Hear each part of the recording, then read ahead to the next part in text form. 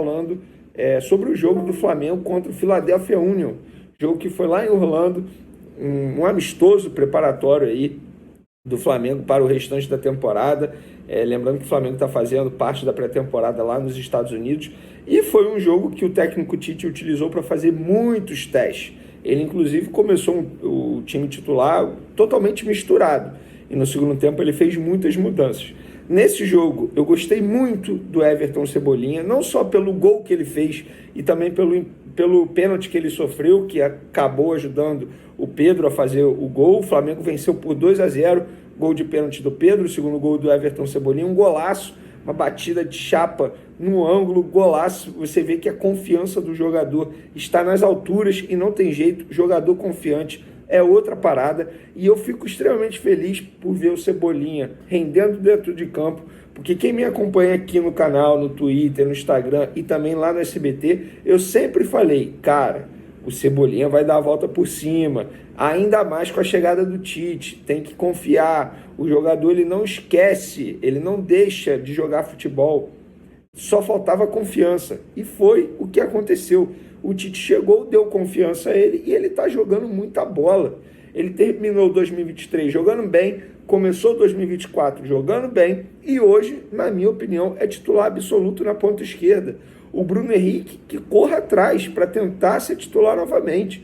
Isso quem ganha é o Flamengo, porque os dois jogadores vão estar disputando em alto nível e, obviamente, os dois vão estar rendendo, independentemente se o Bruno Henrique será titular ou reserva. Se ele for reserva e entrar jogando bem, quem ganha é o Flamengo. Gostei muito do Everton Cebolinha, gostei muito do Gerson também. Gerson fez uma outra boa partida no segundo tempo. O Tite colocou o De La Cruz, colocou outros jogadores. Não gostei do Wesley, eu acho que o Wesley foi mal na partida. Ficou nitidamente ali, ele mostrou que ele está muito abaixo dos demais jogadores do Flamengo, ele precisa evoluir muito, mas eu sou um cara que eu não vou ficar aqui depreciando o Wesley, depreciando um garoto cria das categorias de base do Flamengo, um jogador inclusive que o Barcelona já tentou a contratação em outras vezes, não foi apenas uma vez. Então, se o Barcelona está de olho, é porque é sinal que o garoto tem potencial, eu acho que ele tem que ser trabalhado. Agora, a menor possibilidade do Wesley ser titular. Espero que o Varela renda, pelo menos nesse primeiro momento da temporada 2024, para conseguir dar tranquilidade à diretoria do Flamengo para focar em contratação para outras posições. Gabigol é outro jogador que, na minha opinião, poderia ter feito uma partida melhor quando ele foi acionado. Você vê que o Gabigol ele está ansioso, doido para fazer um gol. Você vê a ansiedade nele. Isso, na verdade, me incomoda, porque o Gabigol já é um jogador experiente. Eu acho que ele precisa trabalhar melhor essa ansiedade. Acho que para ele vai ser melhor, porque ele está há muito tempo sem fazer gol. Por conta disso, ele está ansioso. Só que para ele ser titular, na boa, gente, muita coisa vai ter que acontecer. Ele vai ter que jogar muita bola. O Pedro, que hoje é titular absoluto, vai ter que cair muito de rendimento, ou se machucar, bate na madeira aí, ficar suspenso. Eu não vejo o Gabigol hoje titular na vaga do Pedro. O De La Cruz estreou, e na minha opinião estreou muito bem, tranquilo, leve, parece até que está no Flamengo há muito tempo. Tudo bem, é um adversário abaixo, eu sei, é amistoso pré-temporada, mas na boa, os poucos minutos do De La Cruz em campo já dá para deixar o torcedor otimista para uma temporada 2024 muito boa. O De La Cruz é craque. E você vê que ele entrou tranquilo, leve, sem pressão. Mas na boa, ele já vestiu uma grande camisa do River Plate. Acho que pressão não será problema para o meia De La Cruz. Dito isso, o Flamengo, de maneira geral, foi bem aí nesse amistoso preparatório lá em Orlando, e no sábado o Flamengo encara o Orlando City em mais um amistoso, tá bom? Lá nos Estados Unidos, o Flamengo também vai participar de ações em Orlando, vai a jogo de basquete, enfim.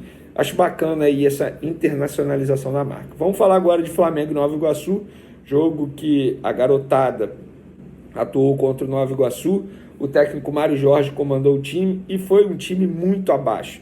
Não gostei nem um pouco da atuação do Flamengo, e nem me venham com essa de que não tem entrosamento. Mentira, tem entrosamento sim, porque essa garotada joga junto há muito tempo. Acho que o Mário Jorge errou começando com o Verton como o 9, ou falso 9. O Verton ele rende muito mais pelas pontas.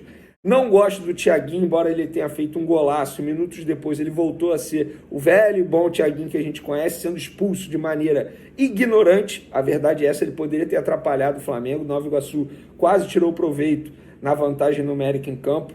Não gosto do Thiaguinho, para mim foi um erro a contratação dele, é um erro botá-lo para jogar. Acho que poderia botar outros jogadores para o técnico Mário Jorge observar. Não vou ficar aqui crucificando o Noga, que falhou ali no gol do Nova Iguaçu, um jogador que teve uma grave lesão multiligamentar no joelho, está voltando hoje.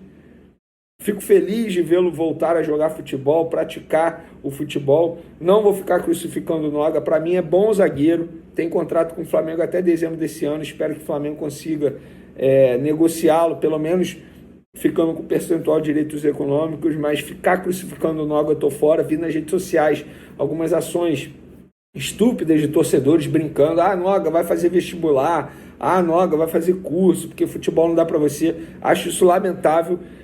Tirando essa falha, que de fato ajudou o Nova Iguaçu, foi quando o Nova Iguaçu fez o gol, o Noga foi bem. Então não vou ficar crucificando o Noga. Não gostei do Lohan, eu acho que para mim ele é craque, mas é muita marra, muita marra. Tá deixando o sucesso subir a cabeça. Acho que o Flamengo precisa trabalhar isso nele, conversar com ele. Não sei se ele está infeliz por estar jogando o Campeonato Carioca ou se ele queria estar com o elenco principal lá nos Estados Unidos, em Orlando. Mas enfim, eu acho que ele precisa entender que ele está vestindo a camisa do Flamengo, tem que dar o melhor. Mas, repito, para mim ele é craque. É a próxima joia aí que o Flamengo vai fazer, venda milionária, depois do Matheus França. O Lohan, de fato, é muito craque, só que está deixando o sucesso subir a cabeça. Fora isso, cara, assim, não vi nada muito bom para a gente poder elogiar, muito pelo contrário. Acho que o técnico Mário Jorge não fez uma boa preparação, não, porque não teve uma jogada trabalhada, não teve uma organização tática, não vi nada de bom no time do Flamengo diante do Nova Iguaçu. Espero que melhore para a próxima rodada do Campeonato Carioca. Vamos falar agora de mercado da bola, galera. É o seguinte, muita gente me perguntando, Vene, e aí, novidades? Bom, a última novidade, a gente falou no último vídeo, a imprensa espanhola noticiou primeiramente, nós confirmamos que, de fato, o Flamengo tem interesse no zagueiro Domingos Duarte, que está no futebol espanhol atualmente. As conversas estão em andamento até o momento, sem nenhum avanço. Inclusive, hoje mesmo eu fui me atualizar, perguntei a uma pessoa do departamento de futebol que me disse o seguinte: esse zagueiro tem conversa sim, mas não avançou nada ainda. Tá bom? Então, não tem nenhuma novidade em relação a esse zagueiro. Agora, outra coisa que estão me perguntando bastante aí. Benê, Thiago Alcântara, tem alguma coisa? Eu vou falar aquilo que me falaram no Flamengo, tá bom? Benê, não tem nada, nenhuma negociação em andamento, a gente não está conversando com ele, não tem nada nesse momento. A pessoa até me falou assim, eu não sei de onde tiraram, que a gente vai para a Inglaterra, porque de fato eles estão na Espanha, e eu vou falar já por que eles estão na Espanha.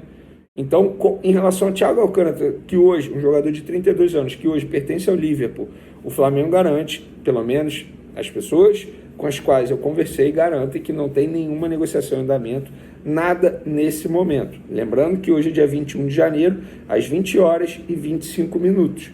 Amanhã pode ter conversa, futebol é tudo muito rápido, mas hoje, pelo que eu ouvi dessa pessoa e eu confio nessa pessoa, Flamengo e Thiago Alcântara não tem nada. E eles estão na Espanha, primeiro para tentar a contratação também do Domingos Duarte e também porque eles terão uma nova reunião com o Betis para tentar a contratação de Luiz Henrique, uma negociação extremamente difícil, complicada.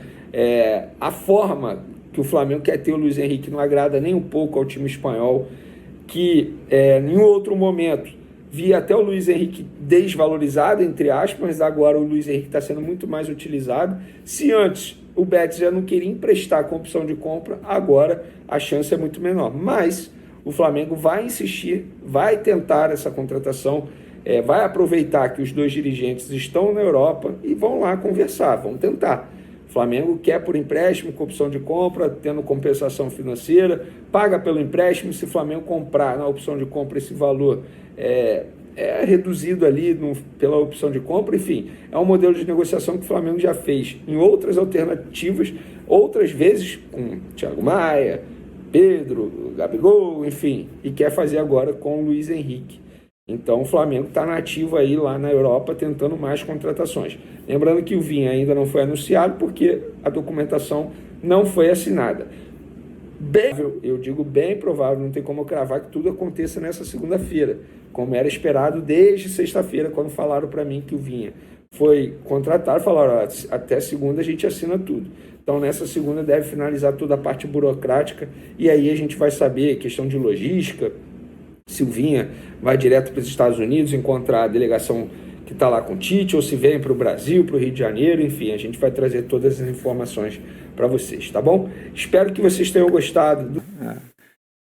Nessa rodada de estreia do Campeonato Carioca, agora já na segunda rodada, o Flamengo titular estava na Flórida, vencendo o Philadelphia Union. Você viu esse jogo no Sport TV, o Pedro abriu o placar, Cebolinha fez uma jogadaça, né? E o chute que ele não acertou aí, ó, aí ele tem uma matada linda, né? O drible, tentou o chute de efeito, mas a bola pegou no zagueiro, foi para escanteio. Depois de uma troca de passe com o Gerson, ele consegue acertar esse chute e a bola vai no ângulo, né? Que é a jogadinha padrão dele, assim, né? O cartão de visita sempre foi esse. Aí, essa vai ser a do gol. E dá para falar de os Flamengos também nesse jogo, né? Porque o Tite mudou o time todo para o segundo tempo. Inteiro, já tinha trocado o gol, né? E aí trocou absolutamente todos os jogadores de linha no intervalo e voltou com um novo time. E ele, nesse segundo tempo, não teve gol, mas teve bastante movimentação, teve bastante criação desse setor de meio campo, jogadores avançando, outros voltando. Então teve bastante movimentação já nesse início de jogo, assim, de segunda etapa. Já deu para ver que é um Flamengo que está tentando se encontrar, está tentando costurar uma parceria ali dentro, que acho que vai funcionar. E tem um encaixe interessante, porque ele começa com o Varela de lateral direito, porque o Varela é um lateral mais construtor. Quando ele coloca o De La Cruz como ponta pela direita, o De La Cruz não é ponta, é um meia que joga para aquele setor trazendo para dentro, ele também coloca o Wesley, que é um lateral que dá a profundidade, que ultrapassa o tempo inteiro. Então, acho que pode ser uma coisa que a gente vai ver recorrente nesse Flamengo, quando o De La Cruz jogar um lateral que tenha mais presença ofensiva. E do outro lado, ele também consegue fazer isso porque ele tem o Vinha, vai ter o Vinha, que não é um jogador que aproveita tanto o corredor quando tem o Cebolinha e o Bruno Henrique pela esquerda. E ele também tem o Ayrton Lucas, que é o cara que ama esse corredor quando não tem um ponta caindo por esse lado, né? Então, hoje, com as peças que o Tite já tem, eu acho que tem muita variação para ele fazer até mesmo ao longo da mesma partida. Bom, e qualquer juízo que a gente fizer sobre estreia num amistoso desse, né? Sim. Claro que existe uma expectativa grande de ver o De La Cruz, uma das contratações, se não a contratação mais badalada dessa janela, né? O Flamengo esperou muito tempo, mas é cedo, né? Porque a gente estava agora falando aqui de Corinthians e de Palmeiras com vários jogadores novos em campo, valendo 3 pontos pelo Campeonato Paulista e mesmo assim é difícil, né? Sim. Dos estreantes aí de Corinthians e Palmeiras, vocês querem destacar alguém? A gente falou aqui do Félix Torres, mas muito mais por essa, né? A situação com o Veríssimo. Por causa da verdade. situação com o Veríssimo, porque se não fosse a situação do Veríssimo, talvez ele não tivesse estreado como titular. É verdade. Mas não dá pra gente pegar aqui dos 3 estreantes do Corinthians e nós levantamos quantos aqui no Palmeiras? 3 ou 4 também, né? O Caio, Esteban Moreno, Caio, Aníbal e o Bruno Rodrigues. Caio Paulista e Bruno Rodrigues. O Bruno entrou no lugar do Breno, né? Mas foi discreto. É porque geralmente os técnicos, Barreto e Rafa, desculpa, eles primeiro, um time acertado, eles primeiro preferem com que os reforços eles entendam a maneira dele jogar. Claro. Então não é nem uma questão de chegou para ser titular. O cara pode até ter chegado para ser titular, mas ele vai ter que primeiro passar pelo entendimento de jogo que o time desempenha.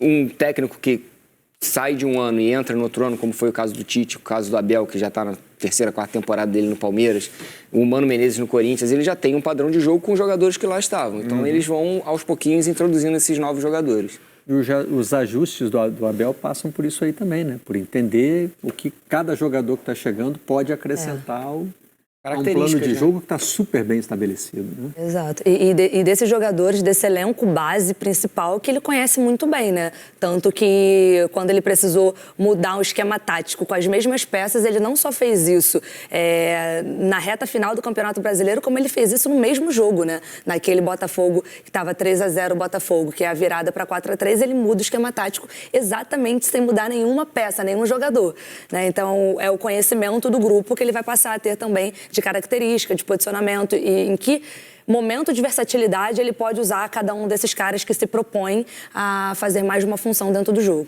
Se a gente pega Flamengo e Palmeiras, aí são os dois primos ricos do futebol brasileiro, né? São clubes que contrataram bastante nas últimas temporadas. O Palmeiras até deu uma parada no ano passado, né? Isso foi um tema recorrente.